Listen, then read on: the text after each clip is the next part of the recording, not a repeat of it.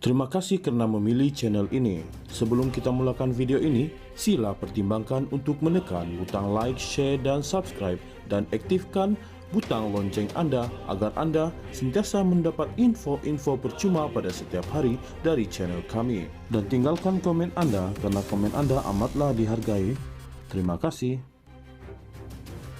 Ketua Hakim Negara yang baru, Datuk Wan Ahmad Farid Wan Saleh, diharap menggalas amanah dengan tegas dan berani serta menggunakan peluang yang diberi bagi menentukan hala tuju dan membersihkan institusi kehakiman daripada elemen rasuah.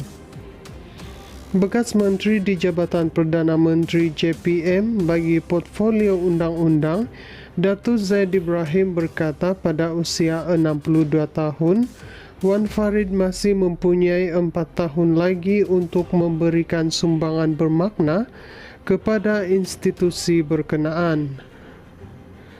Untuk rekod, hakim di Malaysia termasuk hakim Mahkamah Persekutuan wajib bersara apabila mencapai umur 66 tahun.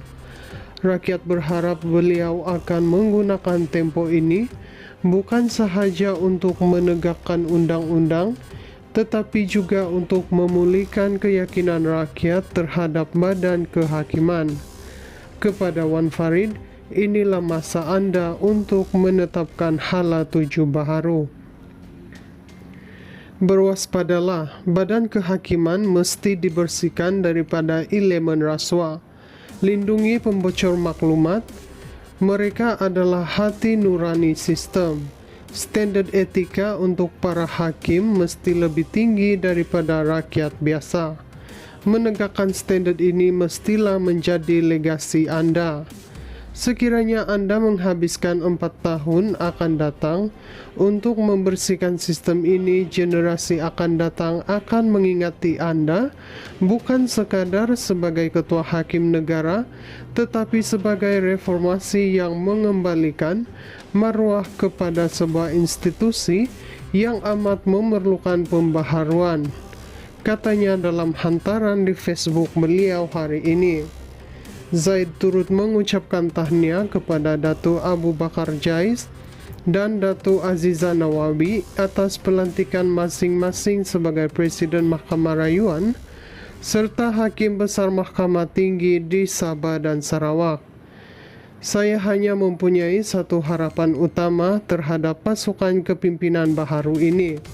Saya tidak terlalu bimbang tentang perbezaan pandangan dalam kalangan para hakim, sama ada mereka menyokong doktrin struktur asas atau cenderung kepada pendekatan perundangan etno-islamis, khususnya dalam kes yang melibatkan orang Islam dan bukan orang Islam. Perbezaan intelektual ini adalah sebahagian daripada wacana kehakiman. Peguam pula mesti mengambil bahagian dalam perdebatan ini menggunakan kekuatan hujah, bukannya mengubah perlembagaan, kerana itu adalah satu pengkhianatan terhadap sumpah jawatan mereka. Katanya menegaskan apa yang amat membimbangkannya ialah rasuah dan sogokan dalam badan kehakiman. Katanya, walaupun rasuah dalam kalangan penjawat awam sudah lama diketahui umum, rakyat masih berharap dan berpihak mengharapkan standar lebih tinggi daripada hakim. Namun, tekanan daripada hakim-hakim hari ini amat hebat. Golongan berpengaruh dan kaya sering hadir ke mahkamah. Kita telah mendengar terlalu banyak bisikan dan kadangkala dakwaan yang jelas mengenai usaha mempengaruhi hakim melalui peguam dan cara-cara yang tidak wajar. Malangnya pendedahan ini sering tidak disiasat atau dihukum. Dakwanya sambil memberi contoh kes bekas Hakim Mahkamah Tinggi, Datuk Syed Ahmad Idid yang pernah membuat pendedahan serius mengenai rasuah dalam kalangan hakim kanan, namun tidak dilindungi malah dipaksa berundur daripada jawatan. Zaid juga mengambil contoh skandal rakaman perbualan Pita Linggam yang membabitkan hakim kanan dan tokoh perniagaan dalam perbincangan yang mencemarkan imej Badan Kehakiman sehingga membawa kepada penubuhan Suruhanjaya Siasatan Diraja yang kemudian mencadangkan tindakan diambil namun tiada apa yang berlaku. Begitu juga katanya dengan kes bekas Hakim Mahkamah Rayuan Datuk Dr. Hamid Sultan Abu Beke yang mengemukakan afidavit setebal 64 muka surat mengandungi dakwaan serius mengenai salah laku kehakiman apabila tiada sebarang tindakan susulan diambil.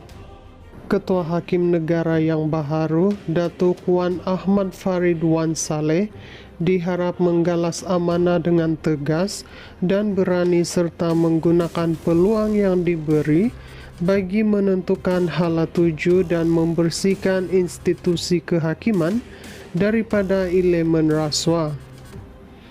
Bekas Menteri di Jabatan Perdana Menteri JPM bagi Portfolio Undang-Undang, Datuk Zaid Ibrahim berkata pada usia 62 tahun, Wan Farid masih mempunyai 4 tahun lagi untuk memberikan sumbangan bermakna kepada institusi berkenaan.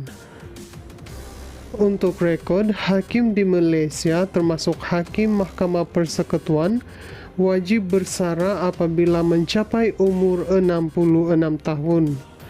Rakyat berharap beliau akan menggunakan tempoh ini bukan sahaja untuk menegakkan undang-undang, tetapi juga untuk memulihkan keyakinan rakyat terhadap badan kehakiman. Kepada Wan Farid, inilah masa anda untuk menetapkan hala tuju baharu. Berwaspadalah, badan kehakiman mesti dibersihkan daripada elemen rasuah. Lindungi pembocor maklumat. Mereka adalah hati nurani sistem. Standard etika untuk para hakim mesti lebih tinggi daripada rakyat biasa. Menegakkan standard ini mestilah menjadi legasi anda. Sekiranya anda menghabiskan 4 tahun akan datang untuk membersihkan sistem ini, generasi akan datang akan mengingati anda bukan sekadar sebagai ketua hakim negara, tetapi sebagai reformasi yang mengembalikan maruah kepada sebuah institusi yang amat memerlukan pembaharuan, katanya dalam hantaran di Facebook beliau hari ini. Zaid turut mengucapkan tahniah kepada Datuk Abu Bakar Jais dan Datuk Aziza Nawawi atas pelantikan masing-masing sebagai Presiden Mahkamah Rayuan serta Hakim Besar Mahkamah Tinggi di Sabah dan Sarawak.